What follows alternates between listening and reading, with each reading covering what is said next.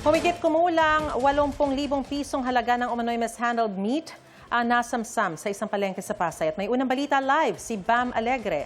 Bam, good morning.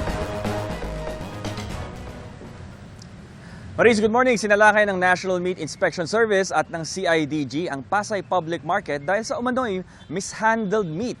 Ngayon, narito tayo sa headquarters ng NMIS sa Quezon City kung saan dinala ang nakumpiskang mga karne.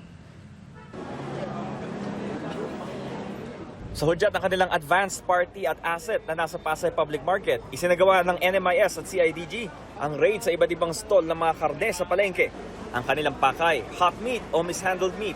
Makikita ninyo sa aning likuran, ito yung lahat ng mga nakumpiskang mga di umano'y mishandled meat dito sa Pasay Public Market na dati na ring na-raid. Ang isa sa mga tinitingnan ng mga otoridad ay kung may tamang storage facility ba itong mga frozen meat na ito dito sa palengke. Nasa 247 kilos ng umano'y assorted meat products ang nakumpiska ng mga otoridad sa Magdamag. Humigit kumulang 80,000 pesos ang halaga nito. Ayon sa NMIS, delikado kainin ang mga karneng ito dahil sa posibilidad ng kontaminasyon. Kinuha ang mga karne pero hindi pinagmulta ang mga nagtitinda. Pinagsabihan lang sila kaugnay sa mga kakulangan nila sa dokumento, pati sa kawalan ng mga freezer o chiller para sa storage. Nauunawaan naman ito ng isang tindera na ating nakapanayam. Dati pa sinabi naman po sa amin na kailangan ng chiller pero ginagawa naman po namin ng paraan para magkaroon po kami talaga. Para lahat po maging okay, para wala na pong gantong mangyari. Nakakalungkot po talaga kasi hindi naman natin pinupulot yung pera para pangpuhunan. Ayon naman sa meat inspector ng lungsod ng Pasay, may mga tindero at tindera naman na nagko-comply na sa equipment requirement pero hindi pa tapos ang proseso. Alam ko walo na yung meron eh. Hindi pa lang nila nailalagay sa pwesto dahil wala pa yung breaker. Nasa batas yan eh, nasa EOS yan. Bukod doon, pagkain yan. Kaya kailangan ng proper handling talaga.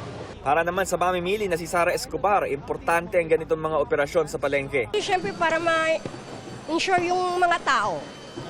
Mas safe po yung katulad ng healthy po, yung kalusugan po natin. Ang pinaka-importante ang kalusugan po talaga.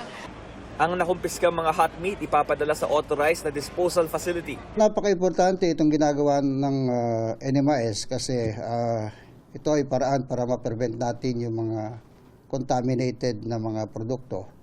Siyempre, pagka-contaminated yung mga produkto, malaki ang posibilidad na maging human risk ito. Problema natin na baka magkaroon tayo ng health problems.